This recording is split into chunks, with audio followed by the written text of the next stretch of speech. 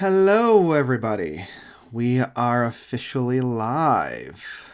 And I hope everybody's doing well. Hope everybody's doing all right out there. This is going to be just a chill hangout for us all today. I've got the chat open. I'm going to be showing some records that I've had over the course of all of autumn, really. Probably since the end of August all the way through until now. In fact, there are a few records in the bunch that I got yesterday. I'm just pretty excited about this. Instead of doing like a full album haul like I've done in the past, because I've accumulated quite a lot within September and October, that I figured that the best way to do this is just kind of like a chill kind of like a chill hangout, just kind of like seeing how everybody's doing. And this is also going to be, as it's a hangout, kind of a question, answer, that type of thing. So I've got the chat box open. I'm seeing a lot of questions already coming through with Thorsten and Sam and Yogvin. Thank you all for coming in. A lot of people are asking if there will be a new Porcupine Tree album. I'm not sure. I have seen the Twitter activities that have been going on, and I'm pretty excited for that. The CC, I have a feeling somebody on Twitter actually mentioned that the CC might actually mean complete collection. So who knows? Who knows if we're going to see a new Porcupine Tree album? This will be the first one since, 2009, I think was when the incident came out. So, yeah, I'm pretty excited. I think that's kind of like the big news that's dropped over the weekend, right? And I think we're going to find out on November, because the last Twitter post that they put out that I followed was like 01/11/21. So that's probably what that means. I think we're going to get full details. And between then and now, all we can do is speculate, right? Will it be a box set of all their albums? Because they've done that in the past where they like release like certain chapters of their collection, right? They've done like from their first album all the way to like Signify. They've done all like the singles that they did with like the collections, and then they've like re-released a number of their albums. So yeah, who knows? I got a couple other questions in here that I want to touch upon. Sam has asked if I like the new Dream Theater. I think that's what the DT stands for. I don't think that's Devin Townsend because it hasn't been released quite yet. Honestly, the more I listen to it, the less I'm engaged in it. As I mentioned in my review, which you can see now, my full thoughts on it. I have a feeling this is probably going to be the same enjoyment level as like Distance Over Time was, which was like while I was in the album and listening to it, I really liked it, but afterwards it didn't really leave me with enough to want me to come back for more, if you know what I mean. So like that's kind of where I'm at for the new Dream Theater album. It was good, it was fine, but nothing really to keep my interest going. Charlie Richards is asking what I think about the new Lana Del Rey album. I really liked it. I was playing it a lot last weekend while I was up at the family cottage and really enjoyed my time with it. There are a few tracks on there that I'm not a big fan of, but it was still a good time. I hope to get my full flushed out thoughts on it out this week, where I do like another quarter notes with Lana's album, Elton John's album. I actually have them all written down here. The Ninja Sex Party put out kind of a compilation album where they reworked a lot of their songs from the past, so I want to do that one as well. And a Patron album that I need to get in. So that will be kind of like the next quarter notes. So yeah, it'll be interesting to see what the Porcupine Tree news is on Monday, kind of going back, because that seems to be the main topic of conversation right now. But you know what I want to do right now? I want to actually give a thanks to my patrons, because I haven't done that in a little bit. So I'm going to thank my patrons. Let's see here. Which one is the patrons one? I know it's here somewhere. I think it's this one. There it is. So this one was going out to William Sanford. And if you don't know, I actually reviewed William's album in my last quarter notes. So thank you very much, William. His album was pretty good. I would recommend checking it out. Find the quarter notes, like the one that I dropped this past week. That's where I also reviewed the new Moron Police, the new Deer Hunter, and Grace Hayhurst's album. They're all fantastic. And with William, I want to thank all my other patrons: Matthew, Aiden, Andreas, Isaac, Anthony, Rick, Kevin, Ted, Bryson, Hemulin, Chris, Joggintrum, GRV, Rush 2112, Joseph, Charles, Brian, Mark, Grace, Brian, Jeffrey, Axel, Joseph, Travis, Kelvin, Tomas, Mark, T-Dog, Austin, Depanjan, Battery Acid, Triple B, Stefan, Didier, Brett, Robert, Patrick, Gabe, Sean, Mark, Lucas, there's William again, 999, and David. So I want to thank all of my patrons. If you want to be cool like these fine, amazing people, head on over to my Patreon. It's patreon.com/notesreviews. And that's all I got. That's all I wanted to kind of make sure that I touched upon, because I haven't done a lot of these live streams in a while, and I wanted to get this one done. So, well, not necessarily done, but I wanted to make sure that I at least pump out my patrons. So there you go. I'm also going to like move my hat a little bit because you can't really quite see there. Well, I mean, I don't know. Maybe we'll keep it like that. Maybe we'll just keep it like that. This is my like witchy hat because this is a Halloween thing. I've got some Halloween lights going on. I've got my Goosebumps shirt on, so I wanted to make this as kind of Halloween-y as possible. So now that that is done, I'm going to take a quick look at the chat just to make sure that I'm not missing anything before I dive into my first leg, because I have these kind of sectioned off into three distinct, not genres, but like sections of albums that I'm going to be talking about, kind of like how I have done in the past, where I have the first leg of just used records that I've gotten at used record stores, the next one of like re-release records that I was really excited about, and then the last one of like new records that have come out. So let me just have a quick look here. What do I think about the new Mastodon? Your Instagram said it's a masterpiece. I didn't listen to it yet. Yogev, I hope I'm pronouncing that right. It is, without giving too much away, because I am going to be dropping a review of that hopefully on Monday. What can I say without giving too much away? There are moments on there that I have wept. The beauty of this album is unparalleled by anything that I've heard yet this year upon first listen. Now, this is just kind of like my first reaction. So that's kind of where I'm going to leave it right there. I think that I highly, highly recommend you go and check it out. It's very different from any of the albums that they've released in the past. A lot more melodic, a lot more mellow, but I like that direction. So, yeah, Charles is saying that Steve Hackett's Surrender of Silence is the album of the year. I'm very glad that you enjoyed it. It was a Steve Hackett record for sure. So there you go. I'm very, very glad that you enjoyed it. It was a very good effort. Did I see that Graaff Generations recently released a 17-hour compilation of their work? I have not. That'll be interesting. I know that their earlier work is not necessarily my favorite, but it's still pretty good.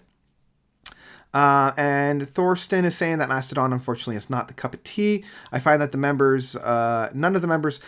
Thorsten, that was one of the thorns, shall I say, of spitting all over the place, of Mastodon's catalog, was that they're a little bit more gruff, a little bit more grimy, and I wasn't a big fan of that, and it took quite a while for me to get used to that.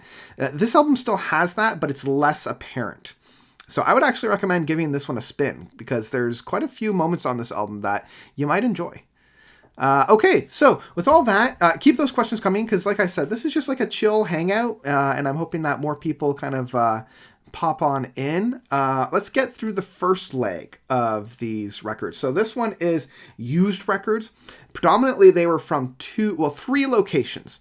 The three locations are from Sudbury. There's... what's it called again? Not High Roads Records. Cosmic Dave's. Yes, and Thorsten, if you liked Cold Dark Places, you'll really enjoy this because it's that same kind of vibe. So yes, the first is Cosmic Days. In North Bay, it's Waxman. And then in Aurelia, and I'm going to be talking a little bit more at the end of this section of Alley Cats Records, which honestly might be the best and well-stocked record store that I've ever been in. So if you guys ever find yourselves in Aurelia, Ontario, head on over to Mississauga Street, where Alley Cats Records is. Like, it blew me away of their selection. Just absolutely incredible. So the first one, Waxman up here in Sudbury, or Sudbury, North Bay, rather, has these mystery packs. And you know I love mystery packs. He basically, Todd, the owner there, just takes like 3 or 4 records, bundles it up in a brown paper bag, and then sells it for like $3. And I'm always going to get one of those because half the time, all the time, I've only been disappointed once of the selection that I was given. But for the most part, I'm always surprised of something that's in the catalog of there. So the first, there was a lot of French stuff in this one. So the first one is Cantiques de Noël, a French EP for Christmas. Cantiques de Noël. I don't know what the English translation of Cantiques is, but it's of Christmas. So yeah, it's just like a little EP, just like a small little doer. Pretty excited about that. Does it play on 45 or does it play on 33? Oh yeah, 33 and a third. It's considered a long play. So I haven't spinned this one yet. I'm still, I'm going to wait a couple of weeks because as much as I love Christmas music, and I do love Christmas music, I'm just going to give it a little bit of a chance for the Halloween feels to kind of pass on by. So that's the first one from this mystery pack. The next one is another French one. I believe it is. It's L'Arrangement ou un Bonjour. So I think this is also, the first, it's like saying 16 minutes and 23 minutes. So I've never heard of this before. It's from Yvonne Deschamps. L'arrangement ou le bonheur. I'm pretty sure all of my French teachers that I've had from grade 4 to grade 9 wept at that. But I haven't heard this one yet. It's very French. So yeah, pretty excited about this one. It's got some good stuff. So yeah, there you go. So it's Christmas Chants, that first one. I'm pretty excited. I love Christmas Chants. I think those are great. Keeping to the French, I got Louisou. I think that's how you pronounce it. Louisou. It looks like it's a kid. Kind of like the kid yodeler. Again, I haven't listened to this one quite yet. Télévision de Québec, Canada. I have no idea what this sounds like, but it's like the little kid. So that's pretty exciting. Again, continuing that French. There was a lot of French in this mystery pack. The last two, the first one's Hawaii. I love Hawaii sounds. And you can tell this is very of a time, right? Exotic sounds of the surfmen. The romantic lure of Hawaii. I listened to this and it's pretty fun. You've got Aloha O, Beyond the Reef, lovely hula hands. I've got like a handful of these types of like Hawaiian records, and they're just kind of fun. Yeah, definitely of a time. You don't see a whole lot of these anymore. The best Xmas release, in my opinion, is the Christmas album from Jethro Tull. That's a fantastic one. Absolutely. Haven't heard of a metal band from Germany called Halloween. I have heard of Halloween. I've never listened to them though. But when this was back in my other life, like we're talking like 10 years ago, probably 15 years ago, when I was really into LiveJournal and Tumblr, I followed a bunch of prog people on there. And there was one woman that I followed and she loved Halloween. Absolutely loved Halloween. So I haven't heard of Halloween. Like I've heard of Halloween, but I've never sat down and listened to them. Maybe I'll give them a chance. So anyway, the last record of the mystery pack was a Violin Concerto from Beethoven. I love Beethoven, one of my favorite composers of all time. And I've never actually sat down, like, I'm more into his symphonies than I am of his concertos. But yeah, this is Romance number 2, the Violin Concerto. And it was good. I really liked it. Yeah, I really, really liked it.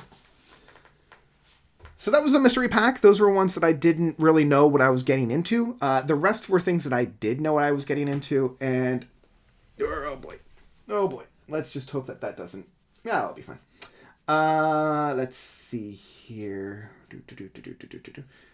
Yeah, let's go for. Yeah. So these were some. This was the another one that I picked up at Waxman, which is Metropolis. So they're gonna move on me, so I'm gonna put those over here. So we got Metropolis. This was the music composed and produced by Giorgio Moroder. I probably butchered his name. He was really big in like the 70s and 80s in terms of like disco stuff. But this is where you have, like, part of the reason why I bought this was actually the artists that we have on here. Freddie Mercury, Pat Benatar, John Anderson of Yes, Cycle V, Bonnie Tyler, Loverboy, Billy Squier, and Adam Ant. So essentially, like, way back in the day, there was this movie Metropolis, which like revolutionized. Well, I shouldn't say revolutionized, but was like a huge influence on cinema, a silent film. And then they decided that they were going to score this when they did the re-release of it back in like the mid '80s. And so these were some of the contemporary artists that they had on here. It's not great, if I'm being perfectly honest. I was kind of hoping for a little bit more with the level of talent that we had on here, but it was still fine. I mean, this was like $5, right? So for $5, I'll give it a try. So yeah, so I got Metropolis. If I can find the original score of it, I don't think they ever found it. All right, let's see here.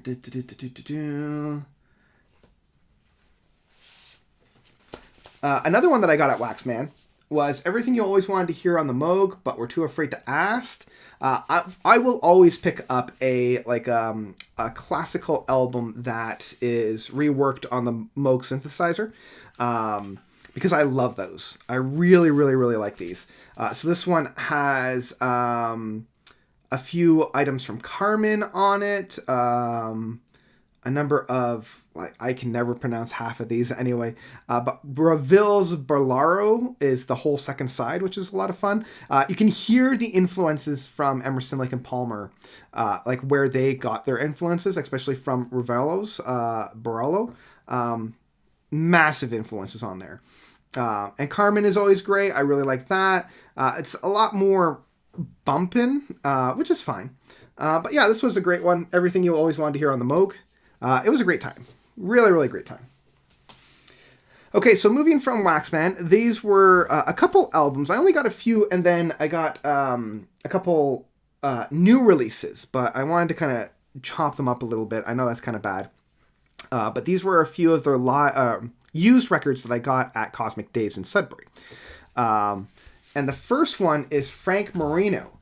If you don't know Frank Marino and Mahogany Rush, brilliant guitarist, like one of my top 10 guitarists of all times. Fantastic work. This one is Juggernaut.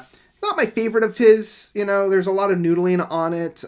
It's got some really interesting talent on here, like Paul Woodward, Vince Marino, Tim Biley on drums.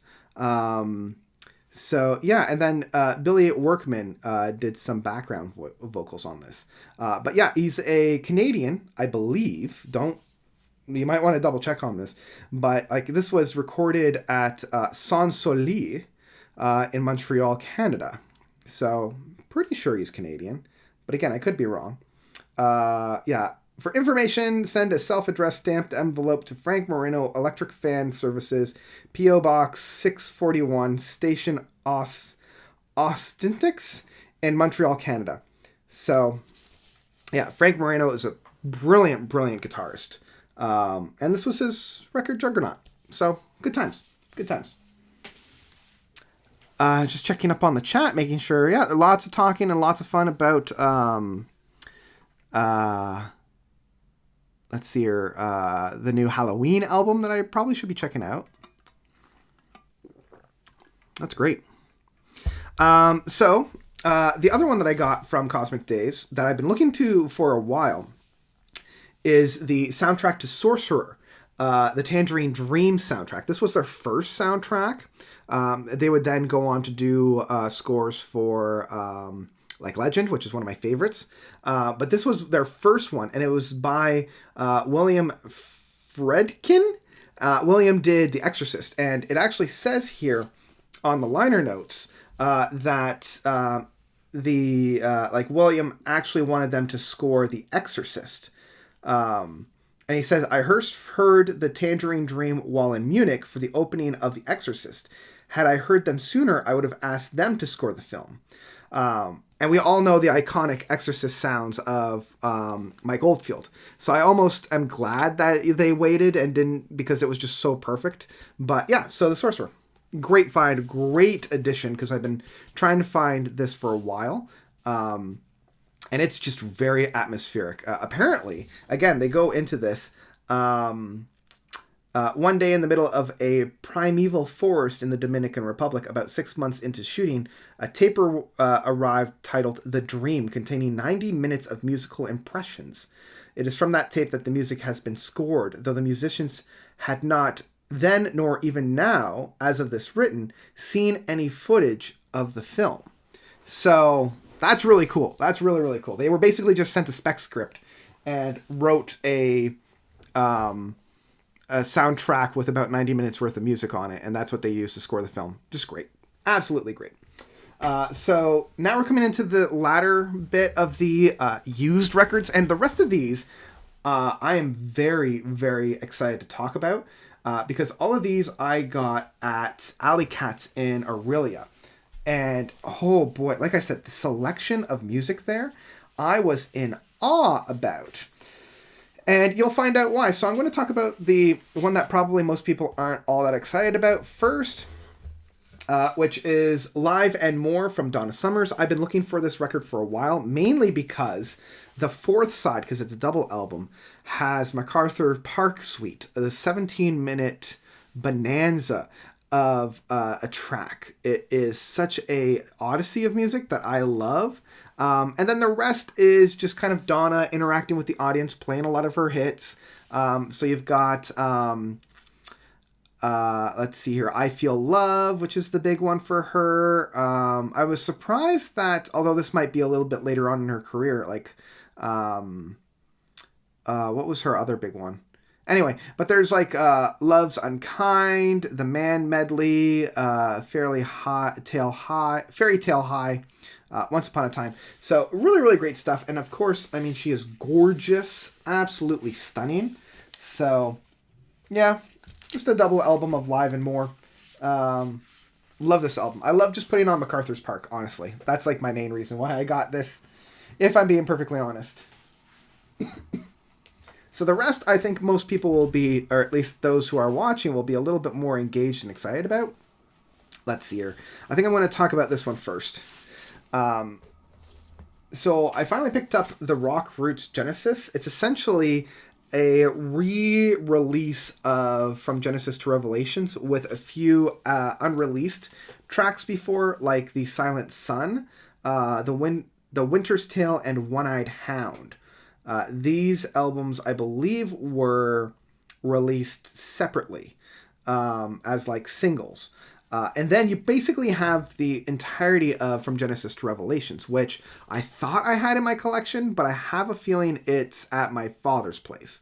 So because I don't have it in my collection, I figured this would be like a good mediator until I get it.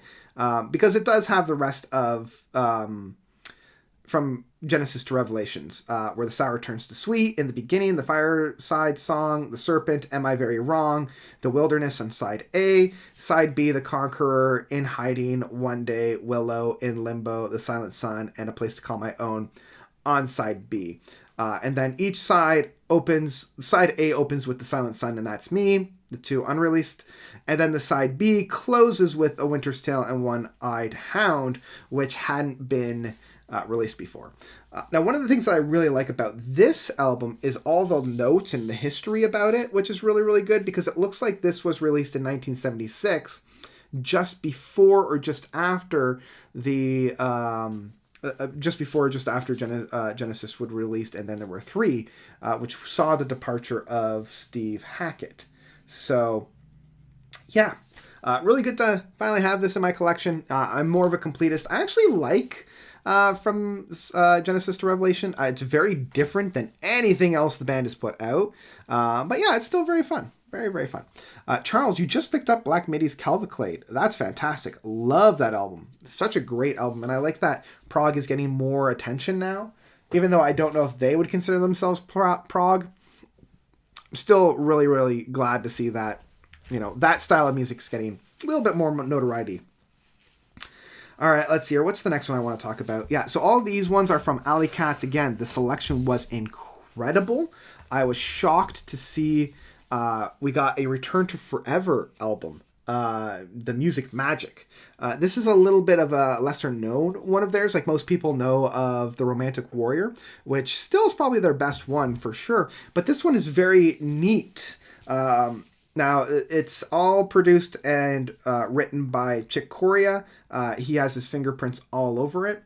But you also have some brilliant and amazing other musicians on this one. And unfortunately, there's not a list of who's who on it. But Stanley Clarke is on here. Gail Morin is on here. So that's really good. This one's a lot more impressionistic than a lot of their other more popular ones are. Like, you see the mosaic of colors on here, and that's kind of what you're getting. I really, really appreciate and like this one. So really, really enjoyed this one. It's very different. And this one actually, I don't know if this is good or bad, but if you had watched Todd in the Shadow's latest Train Records about Edgar Winter's crazy Scientology record from L. Ron Hubbard, this one is kind of on the same thing because it says a very special thank you to L. Ron Hubbard for his continued support and inspiration. So take that as you will. Still fantastic music. But, not quite sure if the dedications of this album is, oh boy. So yeah. And if anybody wanted to know, Nancy Donald did this whole mosaic. So great stuff for that. But yeah, I just actually realized what that all was. So anyway, there you go. Interesting. Very, very interesting. You can almost create a whole playlist of music that has been inspired by L. Ron Hubbard. I don't know if you would really want to, though. But, yeah. Apparently they were going for a bit of a family vibe early on for Genesis. Yeah, I can see that. They're much more of Pink Floyd was doing that in the mid to late 60s. A lot of these prog bands, especially you look at Pink Floyd, Yes, even Genesis, they were all kind of coming out of the Brit pop boy band that the Beatles and the Beach Boys, although the Beach Boys more over in the US, had made very popular, and that was just starting to ebb out as this more experimentation outfit started to come about. So yeah. All right, let's see here. I got three more that I got from Alley Cats. So I finally found Vandergraaf. This is Graaff Generations, kind of a strange little concept album of the Quiet Zone and Pleasure Dome. So each side is a different album in and of itself. And we got the liner notes in there. This one is interesting because they completely changed up their sound in this one. Going from, although, if I remember correctly, I think this one is the one that directly follows a world record, where they, what made them really big in the past was including the sax and the organ as being the driving factor of their music, and then having very little to no guitars. And then when world record came out, they really amped up the guitars. And really downplayed the saxophone. There is no saxophone on this one at all. In fact, the driving force is actually the violin. So the violinist is kind of the driving force in terms of the musical presentation on here. The violin is being provided by Graham Smith, and he's actually first listed in the credits too. And Peter Hamill and Guy Evans are still on here, but and Nick Potter, but everybody else has pretty much left the band at this point. So a very, very interesting expression for Van der Graaff, but yeah. So interesting one. It's fine. It's good. Definitely far from their worst, but also far from their best. It's just an interesting album. And the fact that they called themselves Van der Graaff rather than Van der Graaff Generator, like even there. So like, is it even a Van der Graaff? Like I could see that they were trying to like really distance themselves from that. Yeah. Oh, we got some great conversations in the chat about Genesis. And Genesis, as you all know, is my favorite band. So, yeah, Thorson saying that they even like Calling All Stations. The songs are not so good, but Ray Wilson has a great voice. I agree. There are 2 tracks off of Calling All Stations that I really, really like. There's obviously the title track of Calling All Stations. And let me just double check what that other track is. Just going to double check what it was. Genesis. Calling All Stations. The dividing line is probably my favorite track off of that. Just with that really quick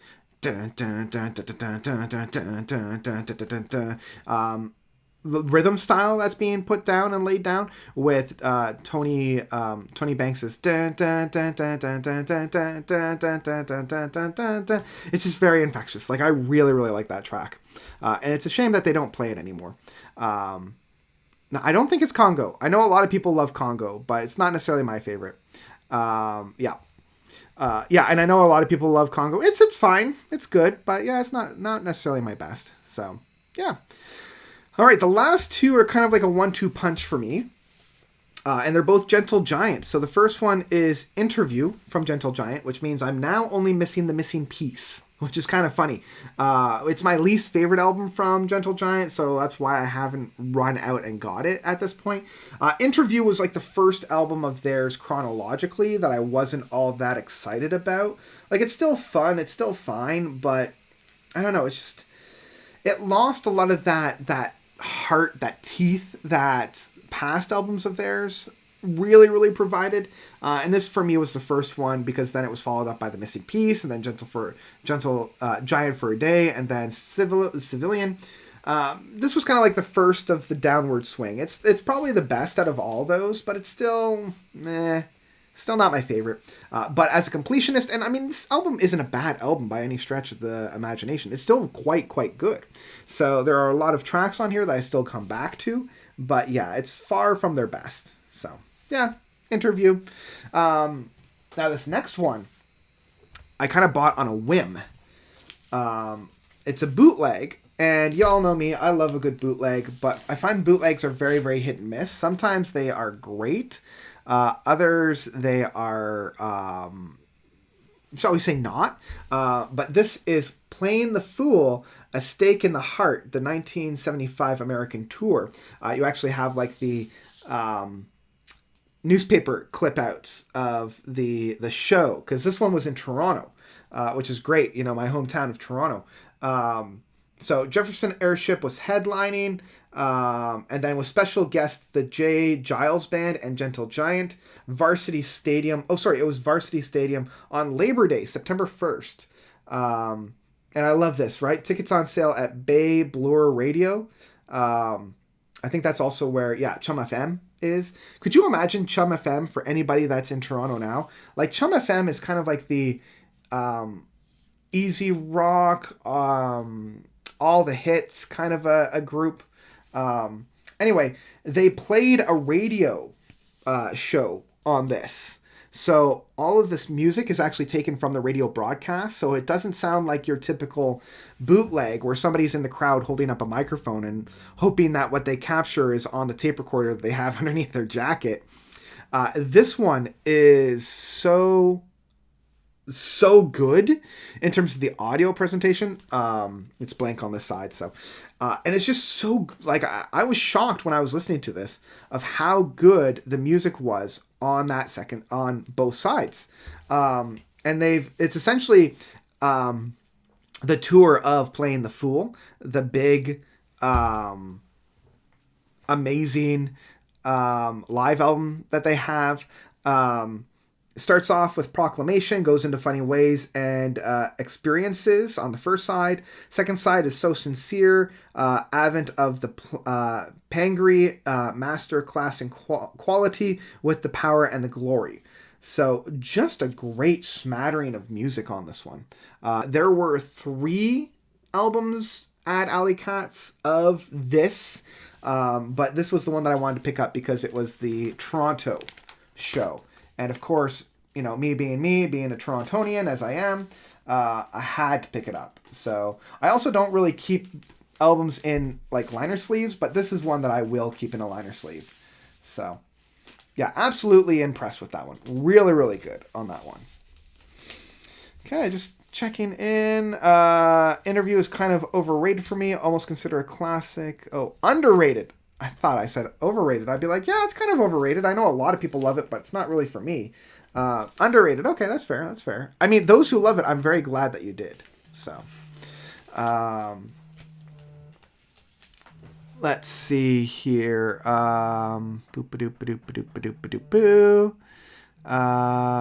Thorsten, too bad there aren't more participants in the... Oh, thank you so much, Thorsten. Notes deserves more. Well, I mean, it's just people that want to show up, right? Like, I don't want to force people. And like I said, this is just a chill hangout sesh. With the 7 GG albums before interviews. Oh, I see what you mean. Okay. Also consider Interview the last classic GG album, even though it's easily my least favorite. Yeah, that's kind of where I'm at with it. Like, I consider it their last, like, classic album, because once we get into The Missing Piece, I'm like, ugh. I don't know what you were talking about on that one. Devin Townsend will be yes, I'm very excited about that. The 2 DTs. Devin Townsend will be the special guest on Dream Theater's European tour next year. I would love to see that, but unfortunately, traveling is not in the cards for me. So yeah, I think that's a fantastic pairing. I know that Devin has already toured with Opeth, because I think Devin opened up for Opeth at their Red Rocks album that they put out a while ago, because on the special features and behind the scenes, you see Devin just kind of in the wings. So, yeah. Okay, the last album that I got from Alley Cats, and this actually is the Bridge album. This goes into all of the new albums that I've got, is, drumroll please, Rush, A Show of Hands. This is the live album that they put out right after Hold Your Fire. And for those of you that have seen my Rush Worst to Best, you'll know that Hold Your Fire is my least favorite Rush album. And the era at which they are covering, which basically starts from Signals, includes Grace Under Pressure and Power Windows, is my least favorite rendition of the band. I shouldn't say the least favorite. Pretty much from Hold Your Fire all the way to... maybe Presto, maybe Test for Echoes. That's just kind of like they're not necessarily like they're wandering their no man's land of like, what do we want to be in this post-rock, post-synthwave time? Because like, yeah, the late 80s, early 90s were not kind to rock bands from the 60s, or sorry, from the 60s, from the 70s. So yeah, A Show of Hands. I still really, really like this one. And as I mentioned, even though I'm not a big fan of this iteration of the band, I mean, it's still the trio that always is with Geddy, Alex, and Neil. It's still great. Yeah, so it's got, the Big Money Subdivisions Marathon, Turn the Page, Manhattan Project, Mission, getting the hiccups now. Mission, Distance Early Warning, Rhythmic Rhythms, Witch Hunt, The Rhythm Method, Force 10, Time Stands Still, Red Sector A, and Closer to the Heart. I love this one. I really, really like this one. So, yeah. Yeah, I'll put it on every once in a while and just really, really enjoy that Rush tracks. Okay. Let's see, I'm just going to organize the records that we have behind us. Otherwise, it's going to be all over the place. Here we go. I'm going to move those over like so. Okay, now both of these, I believe I got one of them at the Cosmic Dave's and another one at Waxman, and I can't remember which one I got where. But these are both Miles Davis records because I'm really, really, really getting into jazz and Miles Davis. And Thorsten, you are right. Live Rush has a lot more power. And that's part of the reason why I love the Show of Hands, because the songs that are on the studio album, I'm not a big fan of, but when they're produced and performed live, then I'm like, okay, I gotcha.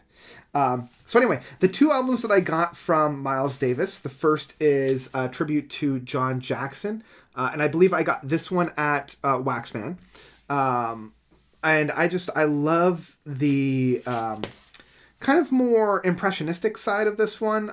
You have Herbie Hancock on keyboards on this one, which I love Herbie. I think he does some great jazz keyboards on that. And so, yeah, side one is Right Off. Side two is Yesternow. So you've got kind of like back there and back there. So, yeah, tribute to John Jackson. The other one, and this is very quickly becoming one of my favorite Miles Davis albums, is In a Silent Way. Love this record, directed in music by Miles Davis. Part of the reason why I love this one so much is the personnel. Not only do you have Herbie Hancock on this one, but you also have Chick Corea on it, both playing electric piano. Love this stuff. Like, tribute to John Jackson, there's a lot of guitars on here provided by John McLaughlin, which is great. It's really, really good. But I love In a Silent Way due to all of the keyboards that is on this one, provided both by Chick as well as Herbie. Both are brilliant. And on top of that, you also have Joseph Zawinul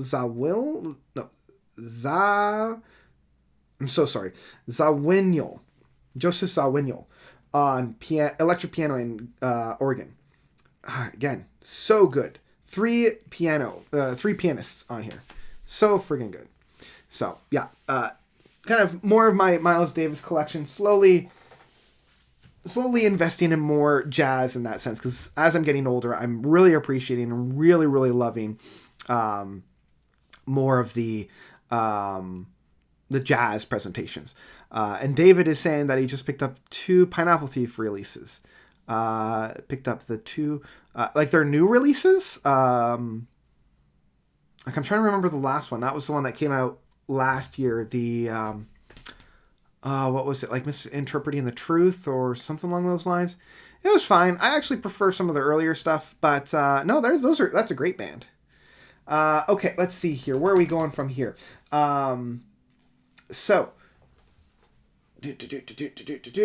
these are like half gotten from record stores, half ordered online. One of the ones that I ordered online, speaking of Genesis, I finally got We Can't Dance, which means now I am only missing, I mean, technically I have From Genesis to Revelations, but I still need to actually get it. So I got We Can't Dance, which means, again, I'm only really missing Calling All Stations, which I'm not going to be running out to purchase anytime soon, but we'll see. It's also like they never really released this on record before, like on vinyl. So yeah, I had to wait, and it's on a double disc, which I'm not a big fan of because you only get 3 songs per side, which really chops up the album a lot. There's really no reason to have it as choppy as it is, but it's fine. I mean, this way, at least I can like skip side 3 entirely because it has some of the worst tracks that Genesis had written. Tell Me Why, Living Forever, and Hold On My Heart. I think the world would be a better place if those just found their way onto a desert island and never came back. But yeah, it's still a good track. Like, I still love like the Driving the Last Spike and the Fading Lights. Those 2 10-minute tracks, brilliant music. And some of the singles, like No Son of Mine, Jesus He Knows Me, and I Can't Dance, are fine. I really like Dreaming While You Sleep. I think that's a really, really catchy one. But the rest are just kind of meh, just kind of meh. But I had to have it in my collection because of my completionist aspect of it. Let's see here. Just checking the chat again every once in a while. Okay, so it's the Live and Bruce solo box set. Okay, very good. Very good. Herbie Hancock's 1970s releases are fantastic. Editions, absolutely. Absolutely. Definitely going to try to start becoming a member of the Patreon soon. Oh, thank you so much, Charlie.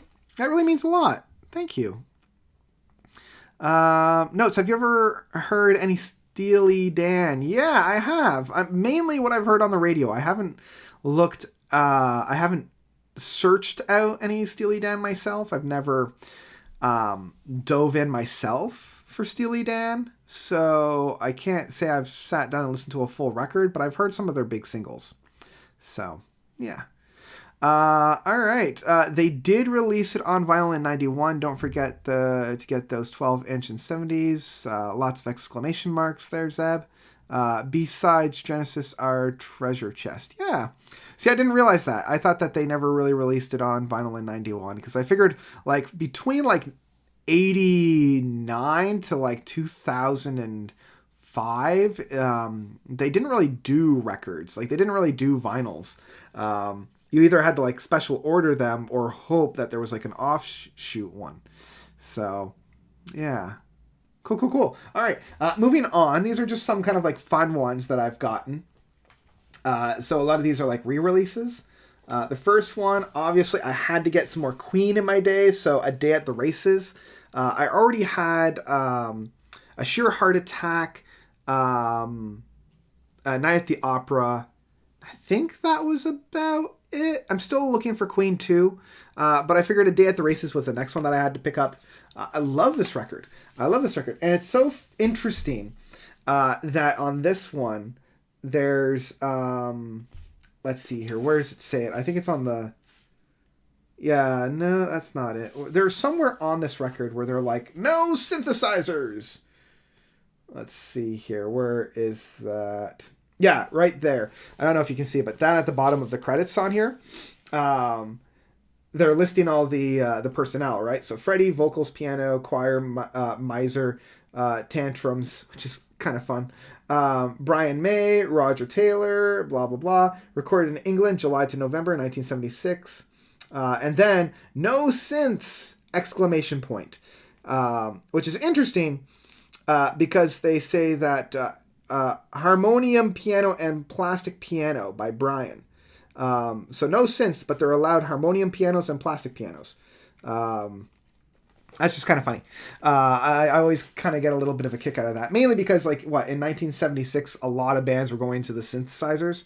And these guys were like, nah, we're not going to do that. No, that's fine. That's great for them. So, yeah. Anyway, really great album. I feel like this one gets overshined a little bit by, or I guess overshadowed by A Night at the Opera, which is probably the superior album if I'm being perfectly honest. But this still has some really, really great tracks. Tie Your Mother Down, Take My Breath Away, The Millionaire's Waltz is such a great track. Second Side opening up with Somebody to Love. Yeah, just a great Queen album. A lot of people were wondering if Duck Soup was going to be the next one, like the follow-up. I think it was the News of the World. I think that was the one that followed this one up. So, anyway, fun. The last great Queen album in my book. Yeah, I mean...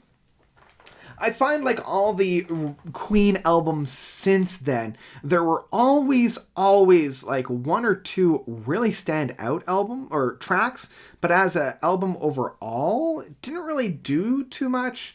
Jazz is probably my favorite album outside, like since then, mainly because of the 3 tracks of Bicycle Race, Don't Stop Me Now, and Fat Bottom Girls.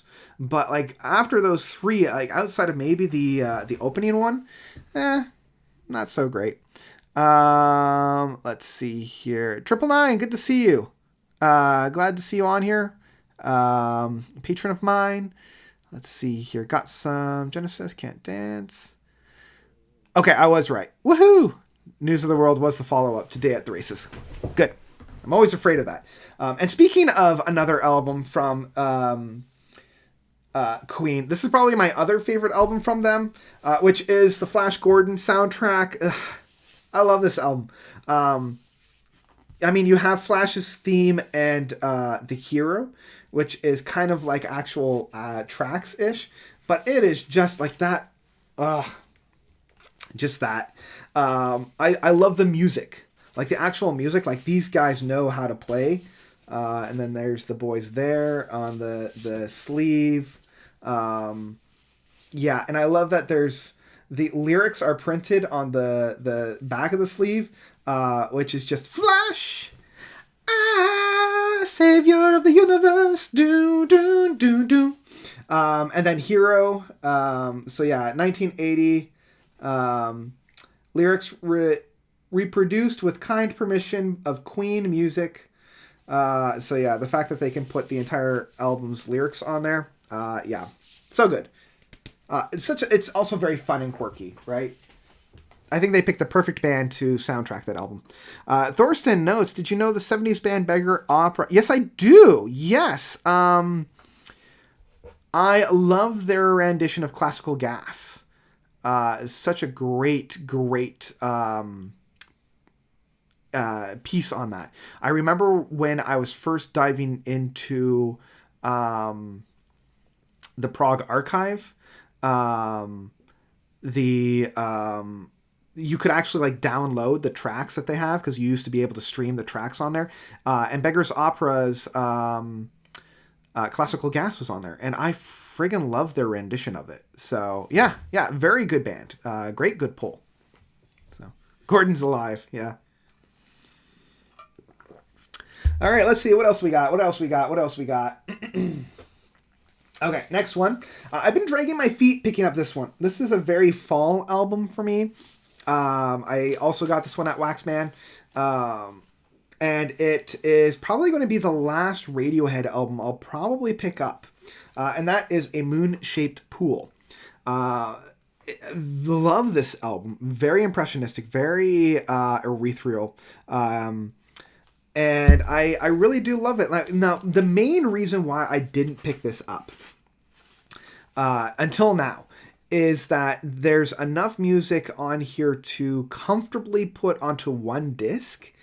And they decided to split this into two, which makes a very disjointed listen.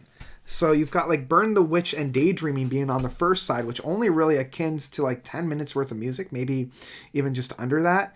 And then you have Dex Dark, Desert Island Disc, and Full Stop being on the second side of that first disc. So altogether, you have probably about 20 to 25 minutes worth of music across two sides. And the second record has Glass Eye, Indikik, and The Numbers. Again, about 8-9 minutes worth of music. With Present Tense, Tinker, Tailor, Soldier, Rich Man, Poor Man, Beggar Man, Thief, and True Love Waits, like those three tracks. Again, these 6 pieces of music that are on side C and D equate to, again, 20-25 minutes worth of music, and they split it across 2 sides. Which, what they really should have done is put all of those onto 2 sides of the same record. So, yeah, I'm always flabbergasted of why studios want to put like 2 discs. Like they're shooting themselves in the foot. I'm sorry I'm going on a little bit of a rant here, but I'm always beyond flabbergasted of why record studios do this, because they're shooting themselves in the foot by duplicating their cost by pressing an extra album, and not like at the end they're not necessarily charging more. So you're cutting substantially into the costs of this. And I'm just looking at it from a strictly business output. Instead of saving that, only pressing it on one record and not having to worry about that when you can. So yeah, it's just, I'm always flabbergasted, because for me, it creates a disjointed record. And I know people are like, oh, but because the grooves are spaced further apart, it sounds better. I have not heard that difference yet, and that's even coming from somebody who has multiple albums. So yeah. Now Zeb does say that it sounds better if it's made for 45 instead of a 33. I don't hear the difference of the 35 or a 45, a 45 or a 33, because I have a couple Peter Gabriel albums that are both 45 and 33. I don't necessarily hear a difference. But I'm thinking of albums that aren't in the 45 or the 33, and they're all in the 33 and third. So anyway, that's just my little bit of a Zeb. If that were true, I would agree 100% with you. But A, I don't necessarily hear a difference. And B, most albums are still in 33. Yeah, okay. Favorite ELP album? I did a worst to best. And I believe I put Pictures at an Exhibition as number 1. So that's my favorite. Yeah. Okay. Speaking about album qualities, I very rarely pick up an album twice, especially when it's in record format. But this is one of the ones that I had to. And that is Opeth's Still Life. The main reason why I had to do this was the first edition that I picked up from them. Man, they look so young there. The main reason why I did that was the first version was a picture disc. And the picture disc sounded like crap. The more the Moonlapse Vertigo, they all just sounded terrible. And this was on a record. And I you go to records because they sound better. And this just sounded like utter crap. So when I saw this one I actually picked up at Cosmic Dave's. And before I bought it, I'm like, hey, I will buy it if the record is black. Like if it's a straight color. But I want to make sure, because if it's not, you're going to be getting it back. But luckily it's a black record. So I immediately picked it up. So this is an album that I have twice. I'm thinking about putting the other 2 records from the picture disc on the wall, because I've got 3 up here behind me of Mastodon, the Beatles, and Rush. So I might do that just so that they don't go completely to waste. But yeah, Seeing as Still Life is one of my all-time favorites from Opeth. Just with the Moor and the Face of Melinda.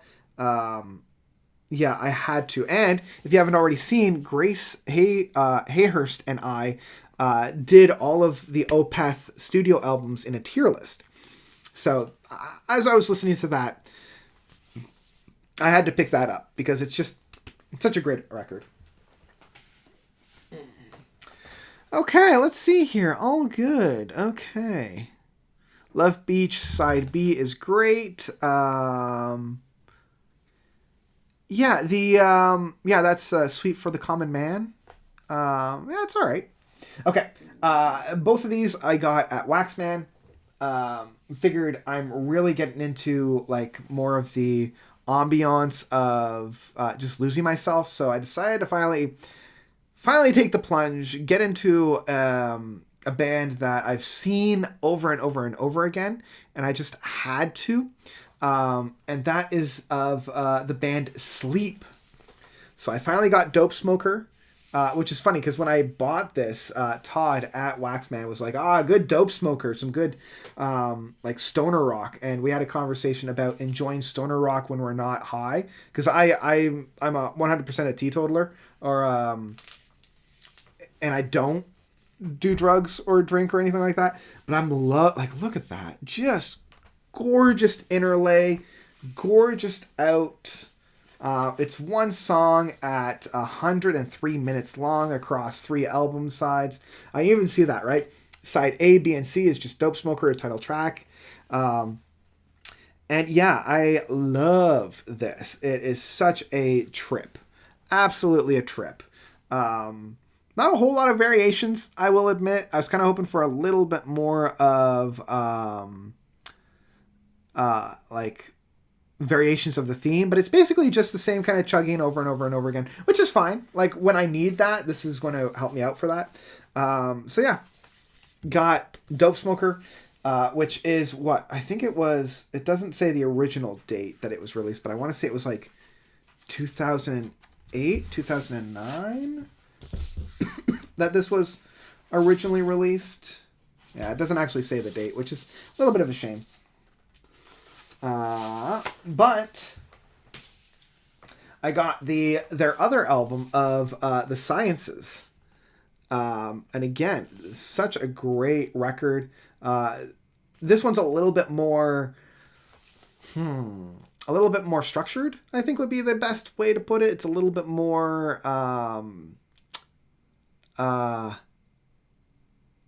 like thought out rather than very much impressionistic of just like, we're going to see where the music takes us, man. The shorter tracks, at 3, 6, 12, 14, 10, and 6 minutes each. So yeah, The Sciences, and then on the inside, you just kind of have a whole 180 of like the inner sleeve and then the outer sleeve. So yeah, love this album. I just find myself drifting away while I'm listening to this. So great stuff. If you're into that like stoner rock, these are like the go-to. Okay. So moving on, I'm actually just going to have a quick look at the chat, see how people are doing. Thoughts on the Porcupine? No, the Prog Kid, you needed to come right at the beginning. We had a pretty lengthy conversation about it, and I really don't want to repeat myself too much. I'll just say that I'm excited to see what it is. Let's see here. Some people mean colored vinyl doesn't sound as good. I do not agree. The only problem is picture discs, which always sound like crap. I would agree to that. I've yet to have a bad pressing of a colored vinyl or even like a marbled or splattered vinyl. It's just picture discs that always kind of sound like meh. So I'll agree to that. Yeah. Ooh, you saw Opeth with their last tour. That would have been fun. That would have been a lot of fun. Okay. So this was a record that I got yesterday. I spun it this morning and just loved it. This is a soundtrack. The soundtrack to The Dark Knight from Hans Zimmer and James Newton Howard. Two very beautiful, they are very beautiful human beings, but composers. Brilliant composers really know how to elevate an emotion, a feel. So this was great. If you have seen the film, it captures the mood of the atmosphere perfectly. Very tension pulling. Loved it. And if you actually see on the inside, there he is bursting out. So yeah, Dark Knight, great album. And actually, speaking of, because Zeb was talking about the colored vinyl, this one, it's not as vibrant as it was advertised, because like I saw advertisements of this a couple weeks ago saying that they were re-releasing it and like these big splattered green and purple records. It's like the splattering on it isn't great. Like I almost lost it. Like it's okay, but like I don't know. I was kind of hoping for a little bit more green through the purple. Because I have some splattered discs that are like very, very vibrant and very, like you can see the contrasts to it. And here we go. I will show you the other one. And here's the green. The green is a little bit more. You can see a little bit more in the purple from the green. And it sounds great. It sounds fantastic. Yeah, let's see here. So there you go, The Dark Knight. Great record, great soundtrack. I think this was before, or just as Hans Zimmer was about to just embrace what I used to call the Zimmer drops, which was just basically the as like the whole, like especially Inception, where all it is like blah blah. Blah, blah, you know? So yeah. Okay, let's see here. The next little section that I've got as we're coming into the last bit of this big record haul that I've been doing, I've got it mainly in... I'm just going to move them up a little bit more. Mainly in preparation for Halloween. And there's still a few that I have that I'm waiting for them to come in that I'm saddened haven't come in yet. So...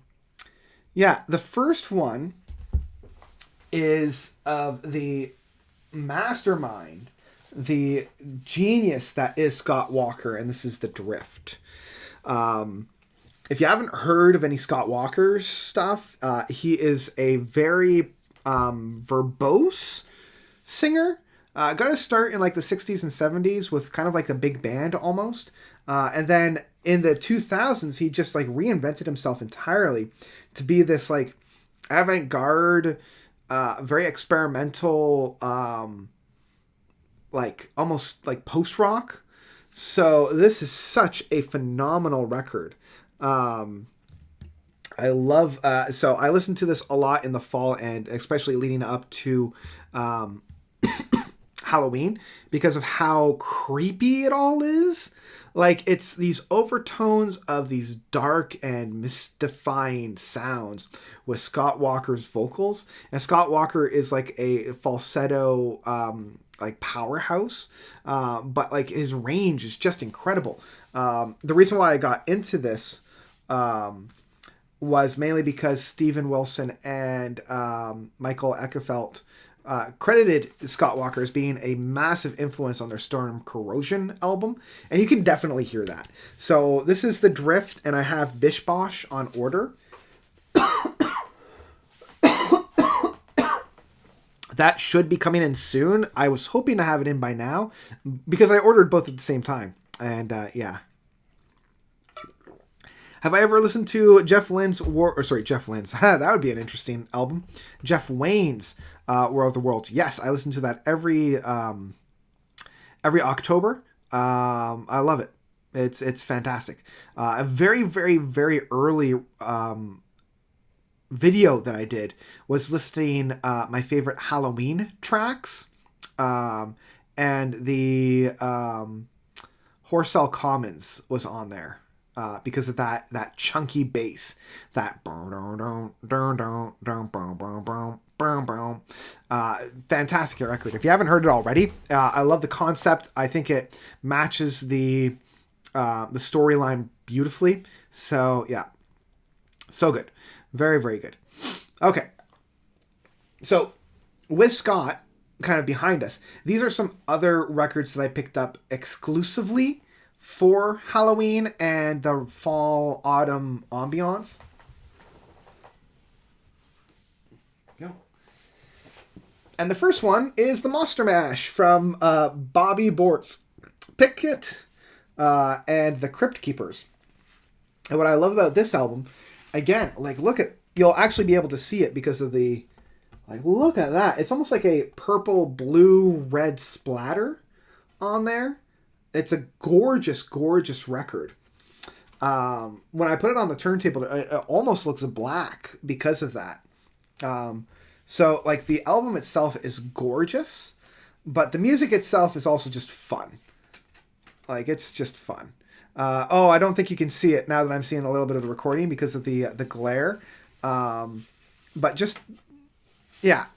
Trust me when I say that it's gorgeous, because yeah, that's what I kind of see. But yeah, you've got like the Monster Mash, and then the rest is just kind of like stupid fun. So yeah, it's like I said, it's kind of stupid fun. It's the only like straight up Halloween record outside of a few that I've got here. So yeah, the Monster Mash. Going from the Monster Mash, this was one that I was shocked that I didn't already own, and that is the Rocky Horror Picture Show. I loved this when I was in high school. A group of my friends and I went out to a Halloween showing of that. We all dressed up. I went as, I believe it was magenta. It was either magenta or Columbia. The one that was, it was all glitz and glam. I had a top hat and everything. It was great. Great fun. And again, I'll show you the actual record itself. This one is in a gorgeous, like, deep color red. So, great album, great soundtrack. I watch the movie every Halloween, and I love the soundtrack. Transylvanian Parties, action-packed romance. Great time. Great time. Okay, the last one. This was another one. Now I already have the Christmas version, but it's the Great Pumpkin Charlie Brown. Vince Guaraldi. I always hope that I pronounce it right. What's interesting about this one is that it's only the one side. So, like, you kind of have, like, the liner notes, but here, I'll show you. I don't know if it'll show up. So, the one side is the music, so you can see all the lines on there. And the second one is just etching of It's the Great Pumpkin Charlie Brown. So I hope that you can kind of see that in there. But it was great. Really fun. I love this. It brings back childhood memories because, like, I remember watching this a lot when I was a kid. I constantly still say whenever anybody's like, I got this, I got that, I got this, I would always respond with, I got a rock. Yeah, just a fun kind of regular old, fun time. Fun time. Okay, coming into the final stretch. These were records that I've been loving the past couple of years. Like mainly of last year and this year. First one up was one that I had to pick up, was Keane's Cause and Effect. Love this record. It was one of my favorite records last year, even though I think it came out in 2019. Yeah. And so I decided to finally break down and get it. There's all the liner notes. And one of the things that I love about this one in particular is that it actually came with a little EP. And the EP is of this gorgeous, like, aquamarine color. Love that. And it just has, like, the single of New Golden Age and Difficult Year, which, yeah, it was. And then some reworkings of the tracks on the other side from the album proper. And then you just have the regular old Cause and Effect, which is just a black record. Great record. Absolutely great record. If you like kind of like more of a Britpop, their first two records really were like outstanding. The third record was really, really good. They kind of took a massive hiatus, and the music that they put out since then was kind of hit and miss, but this one hits really, really hard. Really, really, really hard. So yeah, love Keane's debut, Hope and Fear. Yeah, Under the Iron Sea is also really good, but Cause and Effect is right up there. It's classic stuff. Okay. Let's see here. Next up, yeah, this was one of my favorite records from last year. And that is the absolute brilliance of Morons Police, A Boat on the Sea. Huge shout out to Graaff Thompson. He was the one that introduced me to this record. And apparently I have since then introduced it to you guys. So very glad that I have done that. This was all made available due to like a Kickstarter campaign or something like that. So I was so happy to help them out in that sense. And you got to see this record. Like, again, the color of it is that gorgeous kind of like marble speckled blue. Love blue. So love this record. Absolutely a favorite of mine. I spin this all the time. There's a few skips, but that also had me to get a new needle and kind of polish my record player a little bit to get the best sound quality. So yeah, absolutely a great record. Probably my second favorite record from last year, if I remember correctly. Such a great record. Whew, if you can believe it, we're down to only having 4 left. 4 records left. Let's see here. So the first one, this was a record that came out this year, and when I was searching for it online, there was this drop down where I could get it for like $80, or I can get one that was gently compromised for like $40. And I thought, well, I'm saving myself half the amount, and the description did say that the album itself played fine. So I figured, yeah, sure, I'll do that. And that is Transatlantic's The Absolute Universe, the Expanded Edition, Forevermore. I know a lot of people are kind of divided on this record. I really like it. I will be one of the first to say that this is not their best work. But I still think it's a great addition to their discography. It's kind of like the middle of the road. I still think that their first album and Kaleidoscope are their two weaker albums. And then, of course, you have The Whirlwind and Bridge Across Forever being their best albums. And I feel like this one is just kind of a mid-tier, kind of like not great, not terrible. And you can definitely see where the issues are. Here's the thing, though. I have ordered records that have come in worse conditions than this at full price. So, like, the fact that they were advertising this as being damaged, and then the other ones being not damaged, I always kind of, wonder, what's going on? What's going on for that? This is also a very interesting package because it's 3 discs. And as you can see, there are 2 records in it. My Devin Townsend live record that I got earlier this year had the same issue, and I was mentioning to that, and in fact I'll show you in a moment kind of what they could have done instead. So when you bring the album out, you got the box, right, that kind of holds the thing. You've got just a regular old record that holds the final 2 sides, the final record, and then you have a gatefold that holds the second one. So there's the gatefold of that. So I don't know why they did this. Again, they're shooting themselves in the foot by almost tripling the amount of material for this record. So not only do you now have all the material that you have for the box that kind of holds all the records together, but it's also a very strange kind of you put down the first 2 records in a regular album gatefold, and then you have the third disc on a separate, I don't know. It's very strange to me why they did that. Because you could have done what Taylor Swift did with her Fearless. So this is Taylor's version of Fearless. Because I'm a huge Taylor Swift fan, I had to get it for my completionist. And of course, I'm going to support Taylor for basically reclaiming her albums. But this is what they should have done for the Forevermore, which you've got the first gatefold here, and then it folds out here.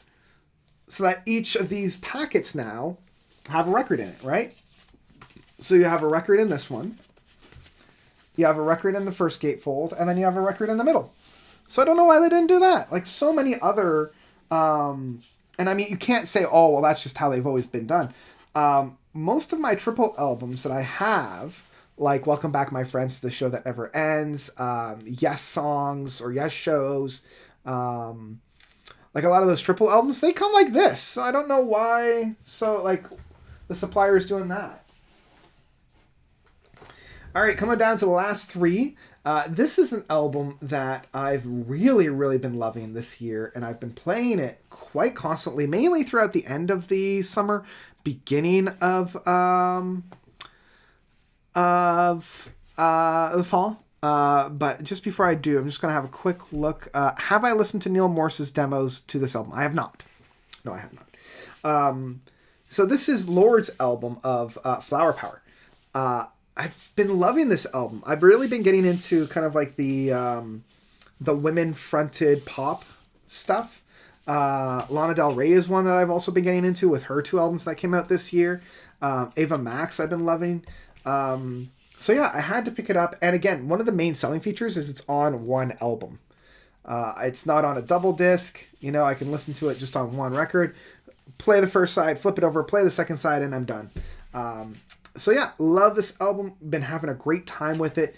Was listening, as I mentioned, listening to it a lot during the beginning part of the fall. But yeah, loving this one. Okay, last 2. This one was one that arrived.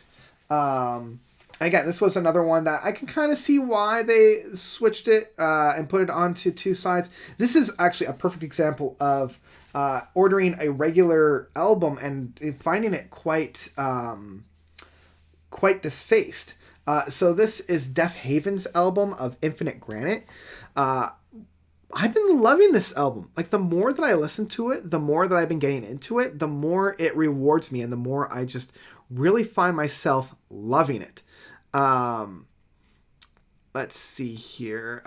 Solar Power is overhated. It's a vibe. Sure. Yeah.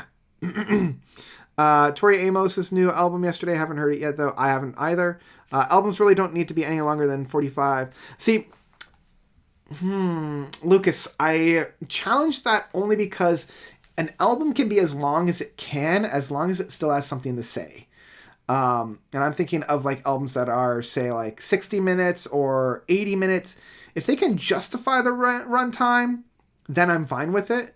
It's kind of like a movie, right? Like a movie can be 3 to 4 hours long if they can justify the runtime. If they can't justify the runtime, then yeah, stop it at 40. Stop it at 45. So yeah, here's Deaf Haven. So I don't know if you'll be able to see it, but there's quite a bit of impressions here at the top. And a lot of that just has to do with shipping. So like the shipping was not great on this. But Infinite Granite from Deaf Haven, loving this. Definitely a different sound from Deaf Haven. A lot more mellow, a lot more ethereal in that sense. But I'm loving it. Like each time I listen to it, I get something out of it. So if you haven't listened to it by now, please do. Highly recommend it.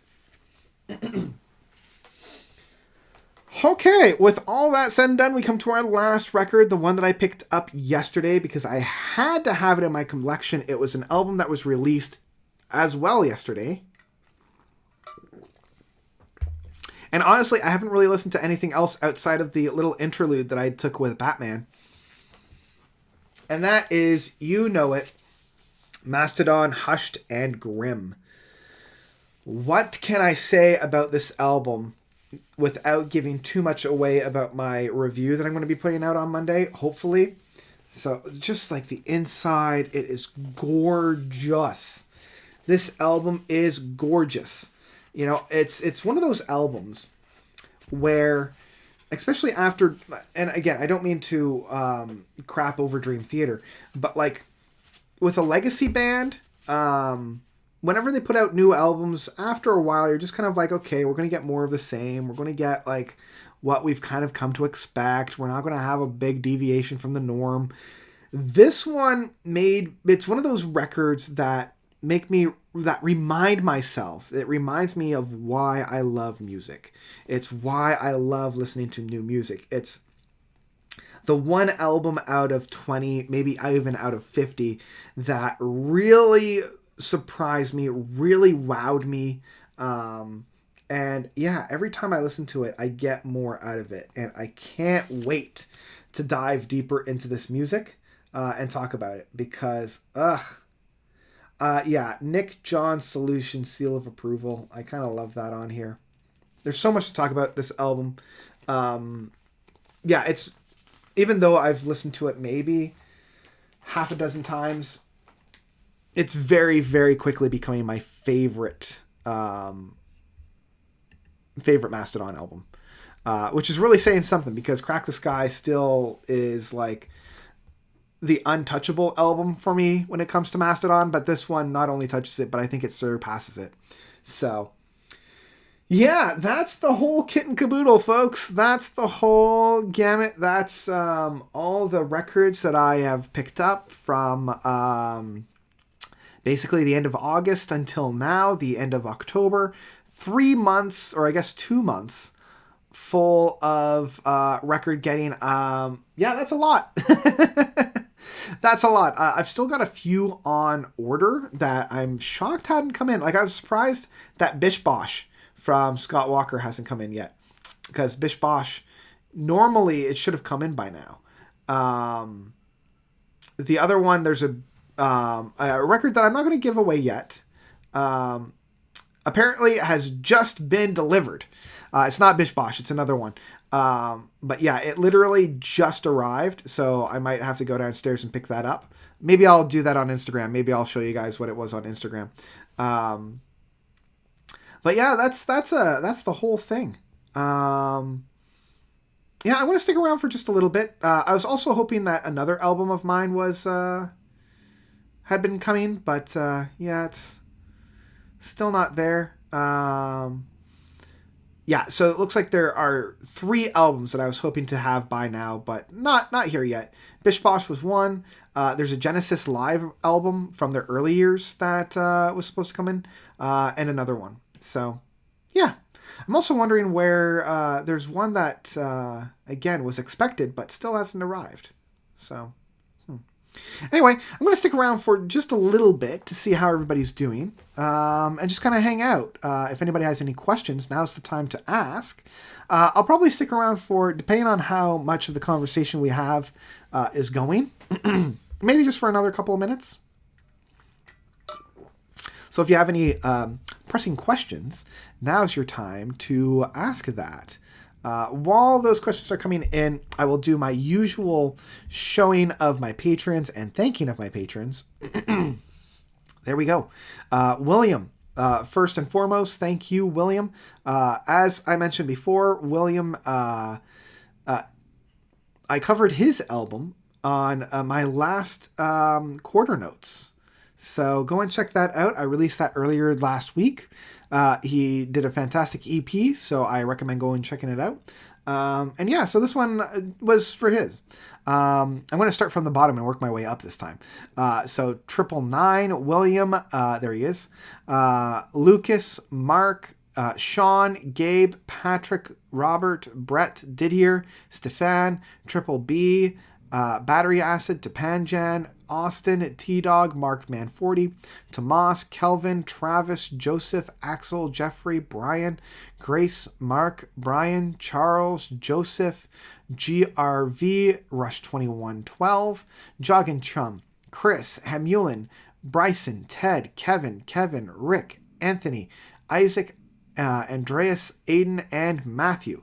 Thank you all so much. Thank you all so very much for your continued support and for donating to my Patreon. If any of you guys in the chat or if anybody watching this in the recording would like to be a patron of mine, I've left the link down below to join. Even $1 a month will get your name on this list. It'll also get your list at the end of all of my videos moving forward, which is also very fun. And yeah, depending on the rate that you donate, you can get an album review, a live stream, and if you are crazy enough to give me enough, there's a worst to best that you could also grab from me. So yeah, there you go. I'll bring it back to the moneymaker, and we're just going to check on the chat just to see how everybody's doing. Let's see here. Early Genesis live bootleg. Interesting. Yeah, so Zeb, it's one that I found, and it covers, basically it's from Nursery Crimes Back. So it has the Fountains of Scamilix, or Samilirix, and then like just a smattering of their earlier stuff. So I'm pretty excited about that. I have never heard of Happy the Man, so I can't comment on that. Hi from Brazil. Hi from Canada. So excited to see that you are here. I know every time I do this, somebody from Brazil actually asks about Brazilian prog bands. And each time I have to unfortunately admit my my ignorance of them. I think I've only heard maybe 1 or 2 Brazilian prog bands. So yeah, I can't really say anything about that. Yeah. Do I know any bands, the band Confusion Field from Finland? Never heard of them. I can't really say that I've heard of those. So, yeah.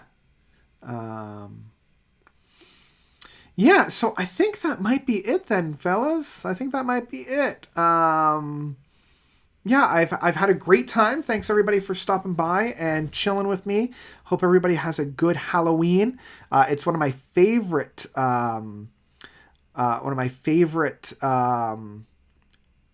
seasons. Love it. I love dressing up. Even though the last 2 years, sadly, I have not been able to dress up, and it really does wound my heart that I haven't been able to do anything for the past 2 years, but I'm really hoping next year I'll be able to do something. And that was part of the reason why I did this today, because, you know, I wanted to do something for Halloween. So this is it. Lucas, am I going to play Pokemon DP remakes next month? Probably not. Diamond and Pearl was not my favorite Pokemon game. I feel like there's a few problems in it that they might fix. But right now, I'm actually playing through Pokemon Y, which it's fine. This past year, I'm going on a little bit of a tangent, but this past year, I've dedicated myself to play through different Pokemon games that I've either neglected or haven't played on the device that they were designed for. I played through Sword and Shield, and it was not necessarily my favorite, but I did spend a lot of time playing that, so that's got to count for something. I played a lot of Black. I really, really loved Black and White. I thought that they did an outstanding job on that one. So once I'm done, now that I'm done that one, I'm now moving on to X and Y by playing through Y. Having a really fun time with that. Yeah. So yeah, I hope everybody has a great Halloween weekend. I hope you guys get to see some spooky, scary movies, some spooky, scary music, and just have an all-around great weekend. So I think I'm going to end it there. Yeah, I think I'm going to end it there. And I'm going to end it with my usual call-outs, my usual shout-outs, which is thank you all so much for joining and watching. As always, you guys are definitely the best. And until next time, Notes Livestream is out.